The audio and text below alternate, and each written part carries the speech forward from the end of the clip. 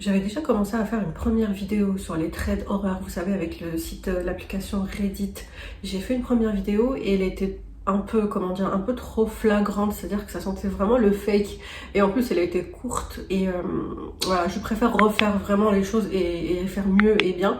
Donc je reprends avec une toute nouvelle vidéo. Donc je sais pas encore si je vais la mettre ou pas, mais dans tous les cas, si jamais je la mets pas, vous allez rien comprendre. Donc là, je vous explique que c'est un nouveau concept dans ma chaîne. Encore une fois, c'est un nouveau concept sur ma chaîne, mais pas sur les autres chaînes. On les voit partout, c'est les, vous savez, les threads Reddit, les threads horreur, mais pas paranormal. Moi, c'est plutôt des histoires qui peuvent arriver malheureusement à tout le monde, des histoires de crimes, de kidnapping, d'enlèvement, d'intrusion à domicile, vous voyez, ce genre de choses, et non pas des histoires de possession. Ça je vais pas le faire. Donc je commence cette nouvelle série de threads Reddit que je nommerai avec un hashtag comme on voit partout, thread Reddit 01, 02, 03, etc. Ça dépend de combien d'histoires je vais faire. Je pense que je vais en faire plein parce que je suis vraiment friande de ce genre d'histoire et puis voilà, si vous me connaissez sur ma chaîne, c'est des histoires de true crime, ça a commencé comme ça et là ça va être plutôt les threads Reddit qui sont très intéressants aussi. Généralement c'est des vraies histoires. Après c'est un peu comme partout, hein, même dans les films quand on voit que c'est écrit inspiré de faits réels, ce genre de choses, ça peut être aussi faux, donc on n'a jamais vraiment la certitude.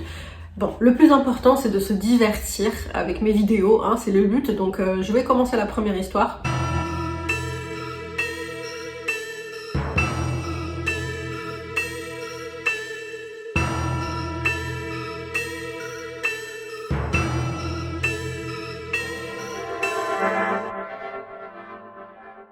Alors, ça a été écrit par Mocha AP, intitulé J'ai évité le pire. Salut tout le monde, ici je vais vous raconter mon histoire, une histoire vécue que je qualifie de vraiment badante et qui malheureusement affecte encore aujourd'hui ma vie. Vous comprendrez pourquoi. J'ai pris la décision de vous la partager puisqu'elle a eu lieu il y a exactement 2 ans et parce que je pense qu'elle peut servir à éveiller la prudence de certains, notamment en cette période où les jours raccourcissent. Pour vous mettre dans le contexte, celle-ci se passa le 1er octobre 2020, donc c'était en pleine période de Covid. J'avais à l'époque 17 ans et je venais de quitter l'Île-de-France pour une ville de province afin de poursuivre mes études. Étudiant à 4 heures en train de chez mes parents, je décide évidemment de prendre un appartement. Mais les prix étaient inabordables pour moi, je pose finalement mes valises dans une résidence étudiante toute neuve. Celle-ci se trouve au cœur d'une zone pavillonnaire plutôt classe pour des familles aisées, voire fortunées, contrastant avec la dite résidence. Tout va bien, je fais ma rentrée normalement, mais dès le début, les professeurs nous annoncent que contrairement aux autres filières, nous aurions cours en présence et non en distanciel, vous savez, avec la période du Covid.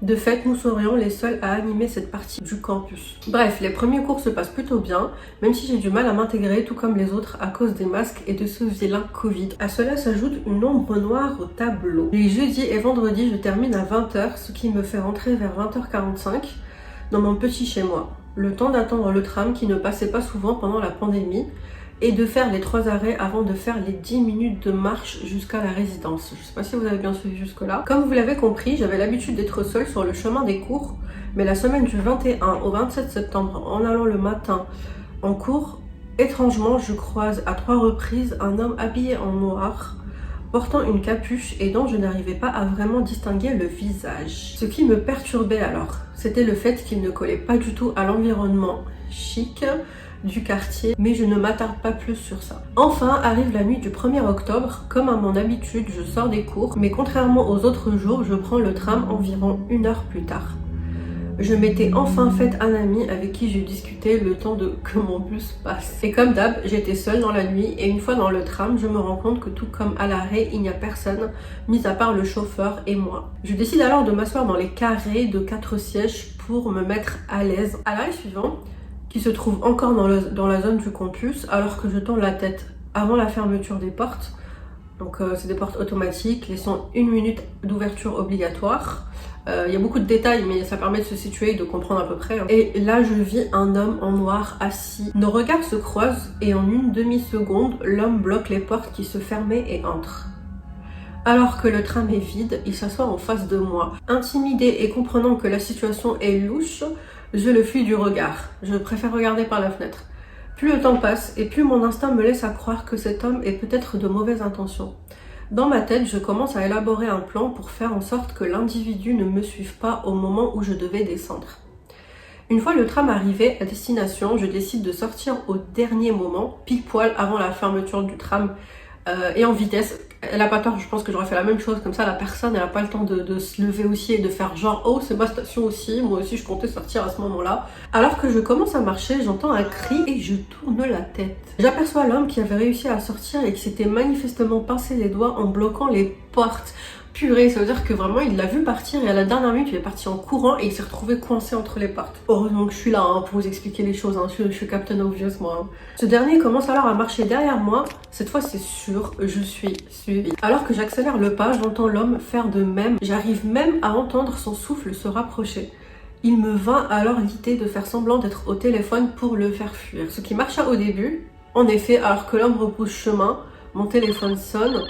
J'apprends plus tard que c'était mon pote qui voulait juste me dire qu'il s'était trompé de bus. Non mais c'est hallucinant. Ce qui marcha au début. Donc ça c'est en effet une bonne idée de faire...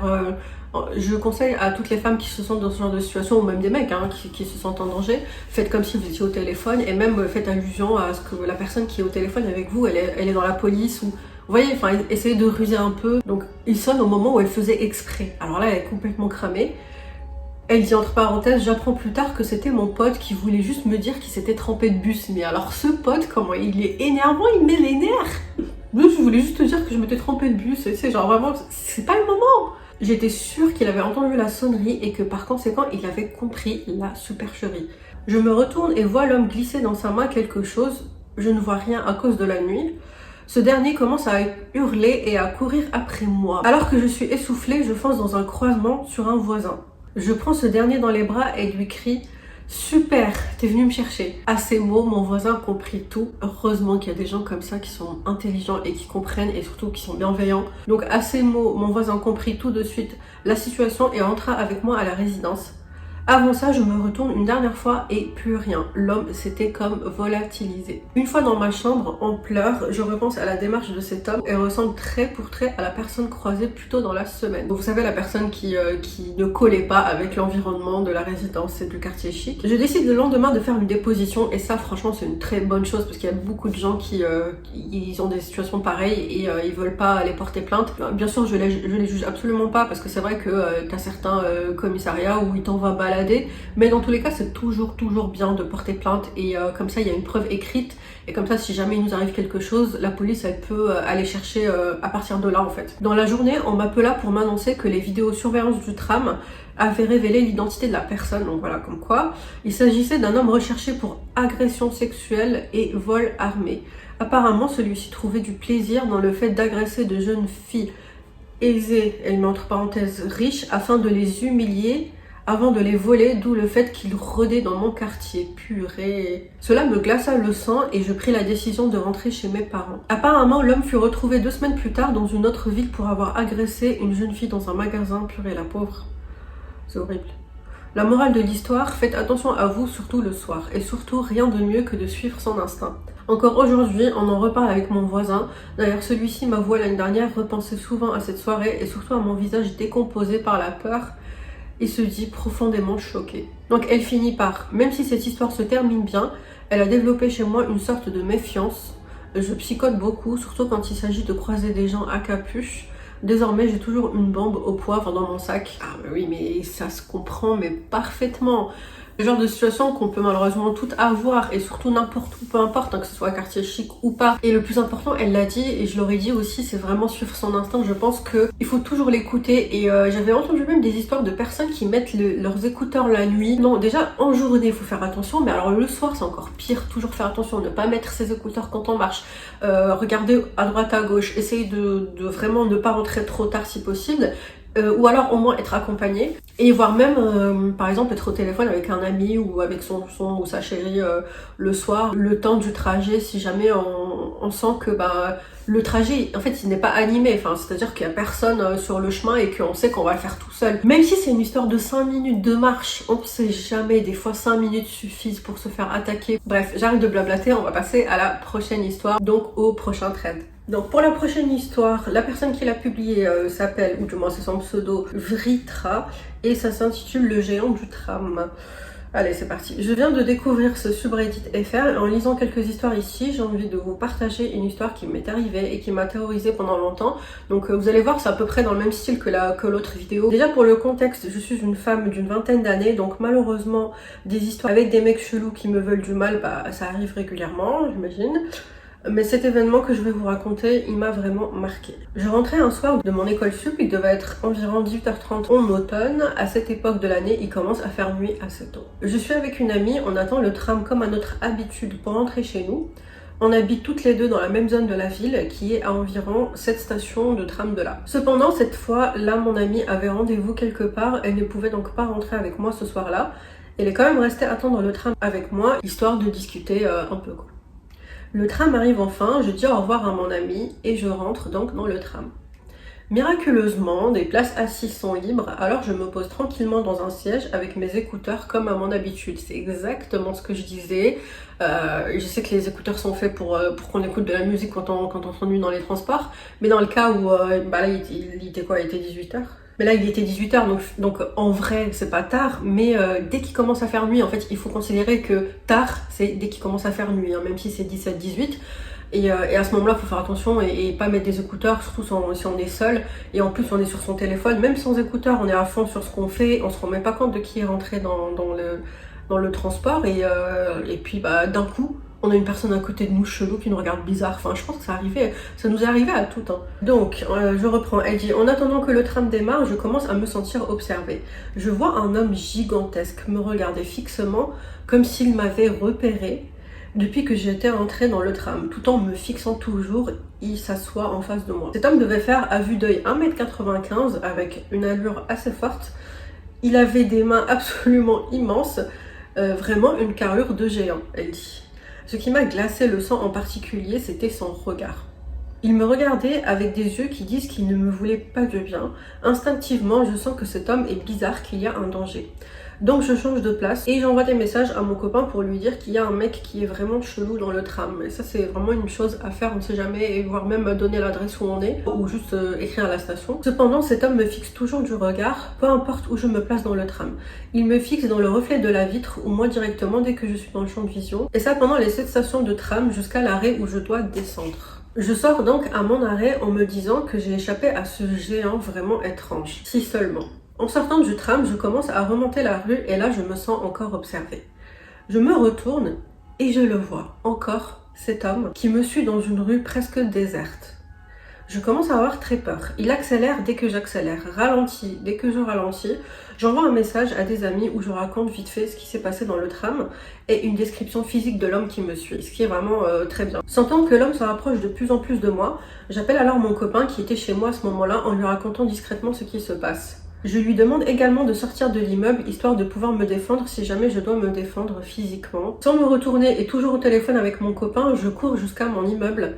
En arrivant enfin, je me jette dans les bras de mon copain. Complètement paniquée, je regarde autour de moi et plus aucune trace de l'homme qui me suivait. Depuis cet événement, je me promène toujours avec une arme pour me défendre au cas où je recroise quelqu'un comme ça. Par contre, une arme, je crois que c'est illégal. J'ai jamais su ce que me voulait vraiment cet homme gigantesque qui m'a terrifiée ce soir-là. Et je pense que j'ai pas vraiment envie de le savoir. Je te comprends ma belle. Hein.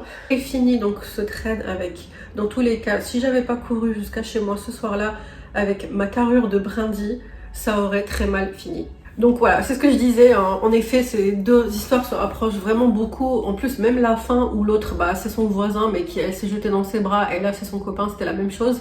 Heureusement dans ces cas-là, mais malheureusement dans le pire des cas, ce qui se passe, c'est qu'il n'y a personne pour attendre la fille qui sent qu'elle est en danger. Et bah, il lui arrive le pire, c'est malheureusement ce qui peut arriver. Et ces filles-là, bah, en fait la conclusion terrible que j'ai en lisant tout ça, c'est que ces filles-là, on n'a pas leur témoignage justement parce que peut-être qu'elles font même plus partie de ce monde. Hein. Je pense vraiment trop négatif là pour le coup, mais c'est une réalité. Je suis vraiment trop contente qu'elles soient bien sorties. Faut vraiment être vigilant les filles, les mecs aussi, hein, on sait jamais. Ça vaut pour les deux, on sait pas si la personne qui va nous agresser, elle a une arme. Donc même si on est un mec, ça veut absolument rien dire, faut faire attention aussi. Le monde dans lequel on vit fait vraiment peur. Et ce genre de vidéo, je suis consciente que ça peut rendre parano, parce que moi-même quand je regarde ces vidéos, bah c'est trend. Et du coup, moi en les faisant, en lisant toutes ces histoires, parce que j'en ai lu quand même pas mal afin d'en faire des vidéos, c'est vrai que ça peut rendre parano, mais si on voit aussi le bon côté des choses, ça rend parano dans un bon sens, bah le sens où on fait quand même beaucoup plus attention. À force de regarder, des fois c'est comme des pics de rappel, et on se dit... il faut que je fasse attention, on va être beaucoup plus prudente par rapport à si on regarde que des films à l'eau de rose, genre je sais pas, j'ai envie de dire. Le monde d'aujourd'hui est vraiment de pire en pire. Enfin, du moins, c'est ce que moi je pense. Hein. J'ai l'impression que c'est de pire en pire. Je sais que le danger a toujours existé, mais j'ai l'impression que ça va en s'empirant. Donc oui, il faut être prudent et regarder les trends qui sont comme de la prévention. Donc n'hésitez pas à regarder tous mes trends. Hein. Moi, ça m'arrange. Hein. Non, je rigole. Je tire absolument pas profit, bien sûr, du malheur des gens. Absolument pas. Ce serait la pire chose à faire. Bon voilà, c'est comme ça que je finis cette vidéo. Merci beaucoup d'avoir regardé et d'être au rendez-vous. Et je vous dis à la prochaine pour une prochaine vidéo. Bisous, ciao.